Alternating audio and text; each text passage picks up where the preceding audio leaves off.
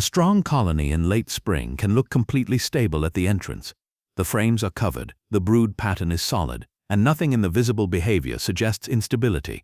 But inside that density, the nurse-to-larva ratio is tightening. The brood pyramid is pressing upward, and internal allocation is shifting towards swarm preparation. Full frames. Rising pressure. The window between visible strength and biological exit is short, and once it closes, it does not reopen on your schedule. Have you experienced this in your own hives? A colony that looked powerful in April and was half empty by May, with no disease, no collapse, no obvious trigger. It didn't weaken, it left, and the split that could have redirected that surplus wasn't early or late by a month, it was off by days. If that pattern is familiar, consider liking this video so other beekeepers can find it, and subscribe if you haven't already. The mechanism behind what older beekeepers did with 3 frames is not a technique in any rigid sense, it is a read, and the difference between reading it correctly and missing it by a week is the difference between a productive split and a weakened apiary. 3 frames at the right moment, 10 frames by fall. That single observation describes what experienced beekeepers documented across decades in temperate apiaries. It didn't work because of any particular box design or seasonal calendar. It worked because of when it was done and what was happening inside the source colony at the exact moment of the split. To understand what those beekeepers were reading, it helps to understand what the colony is actually managing in late spring. The brood nest operates as a tightly regulated thermal and nutritional system. As the queen's laying rate accelerates through April and into May, the number of larvae requiring nursing increases faster than new adult bees are emerging. The nurse population reaches a temporary ceiling, more larvae than can be efficiently attended at once. That ceiling is not a failure state. It is the moment the colony's energy system crosses into surplus. Nurse bees begin attending larvae in shorter rotations. Wax secretion increases. Fanning intensifies at the cluster margins. Field observations suggest this period. The peak of the spring build represents the highest concentration of available colony energy before it is redistributed through a swarm. It is also the precise moment a well-timed split draws from overflow rather than from reserve. What most beekeepers misunderstand is this. A 3-frame split taken from a colony at nurse bee surplus does not remove strength, it redirects energy the source colony cannot efficiently absorb. The frames that leave carry capped and open brood, a proportion of nurse bees, and the developmental momentum already built into the comb. The source colony does not experience those frames as a loss. It experiences the remaining population density as normalized, and the crowding signal that was building toward a swarm is interrupted. The chain runs like this: peak brood pyramid, run nurse. Capacity exceeds larval demand, run nurse. Capacity exceeds larval demand, run nurse. Crowding signal builds, swarm impulse initiates. 3-frame split captures the surplus and redirects it. Source colony rebalances without deficit. New unit inherits a viable population base and a working developmental sequence. Each step triggers the next. Break the chain at the wrong point and the split falters. Time it to the surplus phase, and both units carry forward without drawing down the apiary's total strength. The visual contradiction at the center of this is specific enough to hold in a single frame. 3 frames, sitting in a reduced cavity beside a full 10-frame colony. Both started from the same apiary, both the same size by the end of the season. That image makes no immediate sense until the mechanism underneath it is understood. What older beekeepers were measuring, often without language for it, was the ratio of nurse bees to open larvae. They weren't counting bees precisely. They were watching behavior. A frame pulled from a colony at surplus will have bees covering every cell without frantic movement. The bees are not defending or cooling. They are waiting. That stillness under density is the signal. Watch the entrance before pulling a frame. The traffic pattern changes before the frame count tells you anything useful. The misdiagnosis risk here is significant. A beekeeper who sees a dense, well-covered colony in early May and delays the split, reasoning that more time means more strength, is watching a lagging indicator. The frame count is what's visible. The nurse-to-larva ratio is what's leading. By the time swarm cells are capped, the leading indicator has already moved past the usable window. Energy that could have been redirected has been committed to a queen cell cluster preparing to leave with the flying population. This is the delayed consequence that compounds quietly. A swarm departing takes roughly 40% of the flying bee population along with the mated queen.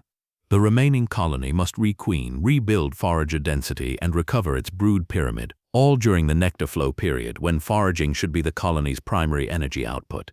That recovery cost does not show at the entrance immediately. It shows up 6 weeks later as reduced comb production and a slower fall buildup than the colony's spring promise suggested. If you value biology-based beekeeping, consider subscribing.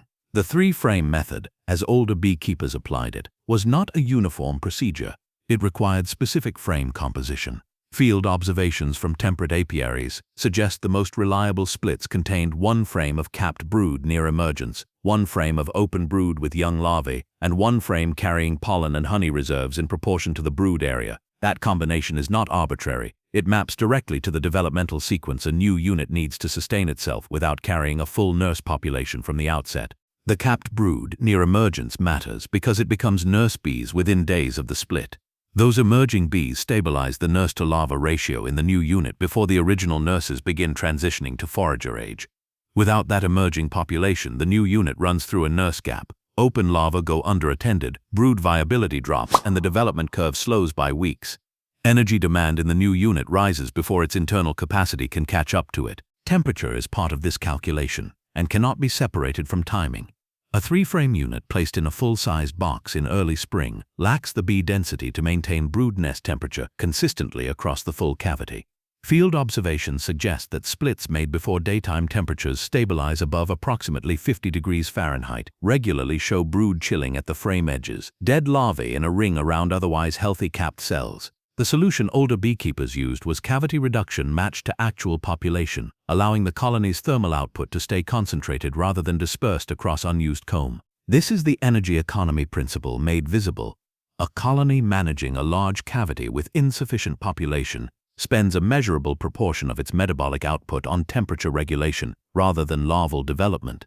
Allocation shifts away from brood care and toward physical maintenance of an environment the colony cannot efficiently hold. Reduce the cavity, and that energy redirects inward. The brood pyramid rebuilds faster. The margin between a split that climbs steadily and one that stalls through May is often nothing more than box volume mismatch to available population. Listen before lifting the cover. A colony building well in a reduced space produces a steady, low-frequency hum without the sharper pitch of a colony under thermal or population stress. The sound alone is not diagnostic, but it is an early signal that internal conditions are stable and allocation is running in the right direction. It often changes before visible symptoms appear on the frames themselves. The most common mistake in executing this method is removing the frames too early, before the colony has actually crossed into nurse surplus, based on visual density alone. A colony can appear well covered in late April and still be in active brood expansion with no overflow capacity. The timing error is often less than 2 weeks, but that is enough to pull frames from a colony still in allocation demand rather than from one in surplus. The source colony compensates by slowing queen-laying rate. The split enters underpowered. Both units take longer to recover than if the split had been delayed or not made at all. After the split is established, the recovery interval for the source colony in optimal conditions spans roughly 3 to 4 weeks in temperate climates.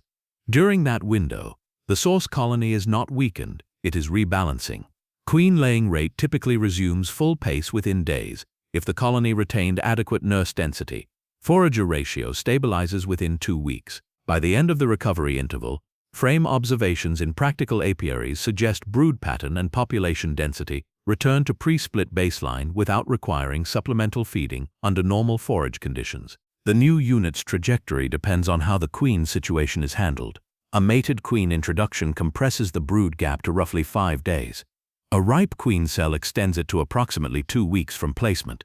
An emergency cell raised by the split unit itself extends the broodless period further and introduces requeen risk if that cell fails. The recovery interval must be factored against the seasonal window. A split made too late in the nectar flow gives the new unit no productive foraging season in its first year, and its winter preparation begins from a position of deficit rather than momentum. The seasonal boundary for this method in most temperate climates closes near the end of the primary nectar flow. A split made after that point may establish successfully, but will not reach full population before the colony needs to begin consolidating for winter. Allocation pressure shifts from growth to preparation, and a small unit moving into late summer has insufficient population to build adequate winter stores while simultaneously raising the bees it needs for overwintering. The margin narrows sharply after midsummer, and pushing the window rarely ends well for the new unit. Look for the shift, not the symptom. The colony will not display a clear, visible marker when it crosses into nurse surplus. What changes is the density pattern on the brood frames, the relative stillness of nurse bees under high population, and the presence of more bees engaged in wax secretion than the existing comb actually requires. These signals are observable to a beekeeper who is watching for internal state rather than frame count. They are not the swarm cells. Swarm cells are the lagging indicator.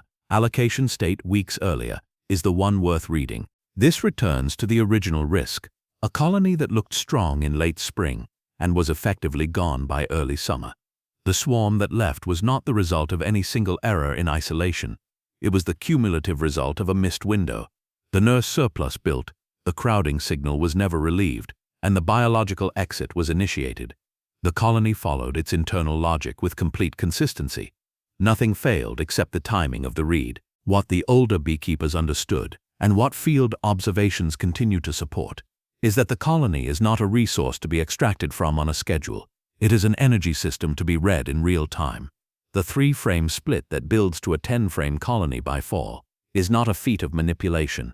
It is a direct consequence of timing an intervention to the colony's actual internal state, rather than to a calendar date or a visual threshold that was already a step behind. The bees have not changed. That mechanism has been available in every apiary to every beekeeper who learned to read it before the window closed. If this breakdown was useful, leave a comment with your experience. Subscribe for more historically grounded beekeeping insights.